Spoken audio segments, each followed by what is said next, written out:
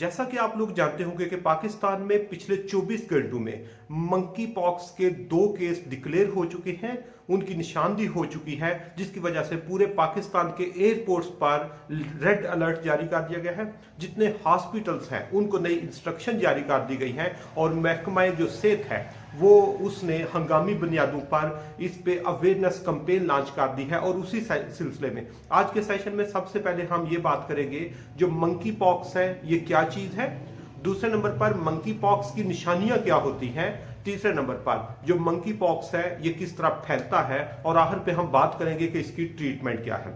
सबसे पहले ये बताता जाऊं कि जो पाकिस्तान में पिछले 24 घंटों में 2 केस डिक्लेयर हुए हैं, 2 की निशानदेही हो गई है, वो सऊदी अरब से पाकिस्तान का उन्होंने ट्रैवल किया और जब ट्रैवल किया तो एक बंदे का सैंपल लिया गया तो उसमें मंकी पॉक्स के जो वो हैं आप कहते हैं वायरस वो डिक्लेयर हो गया। और जो ही वो डिक्लेयर हो गया तो उसके साथ उसी वक्त इन्वेस्टिगेशन के थ्रू FIA को एक्टिव करके उसके साथ वाली सीट पे जो बंदा बैठा हुआ था उसको उन्होंने आइडेंटिफाई किया और जब उसका टेस्ट किया गया तो उसको भी मंकी पॉक्स का वायरस उसके अंदर भी मुंतकिल हो चुका था, क्योंकि वो उसके साथ बैठ के सिर्फ ट्रैवल कर रहा था। इसलिए जो सऊदी अरब से ये जो 2 लोग आए हैं इन दोनों में जो मंकी पॉक्स का वायरस है वो डिक्लेयर हो चुका है। दूसरे नंबर पर हम बात करेंगे कि मंकी पॉक्स की निशानियां क्या है।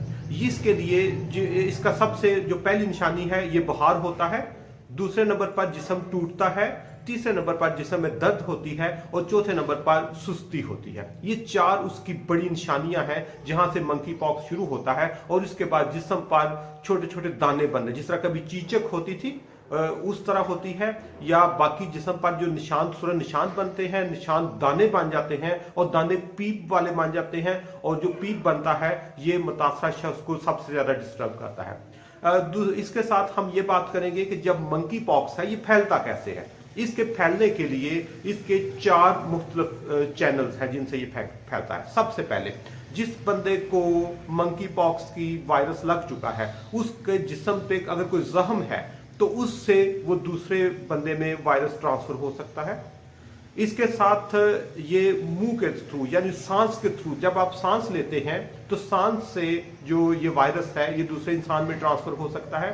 तीसरे नंबर पर ये नाक, आंख और कान के थ्रू ये दूसरे बंदे में ट्रांसफर हो सकता है। इसलिए इसके ट्रांसफर होने का जो प्रोसेस है वो बहुत स्पीडी होता है। जिस तरह आपने कोरोना का देखा था कि दिसंबर 2019 में पाकिस्तान में 1 केस आया था और मार्च 2022 3 महीने के अंदर अंदर पूरा पाकिस्तान जो है इन्होंने लॉकडाउन कर दिया।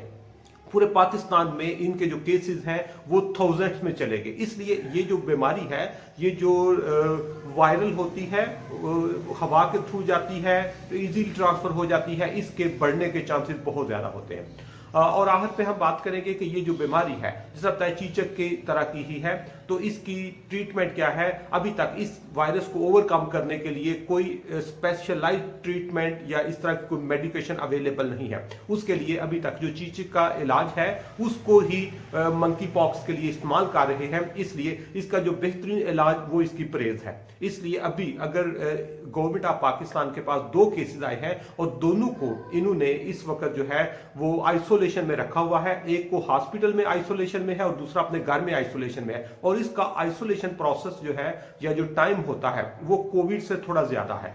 इसका तकरीबन 1 हफ्ते से 2 हफ्ते मिनिमम टाइम चाहिए होता है ताकि ये एक साइकिल कंप्लीट करे। और आखिरी चीज एक और खुश है ये बता दूं, जिस तरह कोविड में जो डेथ रेट है वो बहुत कम था, जो मंकी पॉक्स है इसमें भी जो डेथ रेट है वो 1 से 3% है। यानी जितने लोगों को मंकी पॉक्स डिक्लेयर हुआ है कि उनके अंदर ये वायरस आ चुका है उनमें सिर्फ 1 से 3% लोगों की डेथ होने के चांसेस होते हैं, बाकी लोग बहुत जल्दी रिकवर हो जाते हैं। इसलिए हमें इस बारे में अवेयरनेस को इनहेंस करने की जरूरत है, लोगों को हौसला देने की जरूरत है, चीजों को मैनेज करने की जरूरत है और सबसे अहम चीज जो परहेज है उसको टॉप प्रायोरिटी में रखना होगा।